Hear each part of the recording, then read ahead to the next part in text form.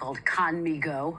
The word clearly derived from the Spanish conmigo, which means with me. And it's like a personalized AI tutor. Where did you get the idea for this, and how does it enhance what you are trying to do overall with Khan Academy? This was almost exactly 3 years ago. I got an email from Sam Altman and Greg Brockman at OpenAI, and this was just a reminder for folks. This was 6 months before ChatGPT came out. I remember that first night that we had access, and I prompted, "You are a Socratic tutor."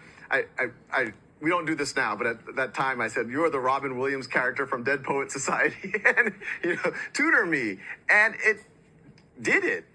Not perfectly, but it did it. And that was in those early days. And so that's when our imagination started to say, hey, why couldn't we use this, not by itself, but in conjunction with teacher tools, in conjunction with videos, in conjunction with the software exercises, to get that much closer to what Alexander the Great had with Aristotle. Well, in your book, Brave New Words, which is about the future of AI in education, you talk about Khan Academy given early access by ChatGPT. You also write that you had initial fears about it, that this would somehow create a generation of cheaters. But then you ultimately came around and came to the conclusion that you now have, which is that there are real benefits.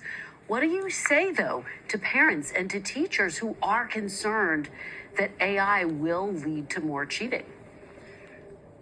Yes, when we got access, the first thing I tried to do, I tried to get it to cheat, and it did cheat. We're like, oh no, this is going to open up a Pandora's box. And it's not just cheating. It would hallucinate. It would make up facts, and they still can sometimes make up facts.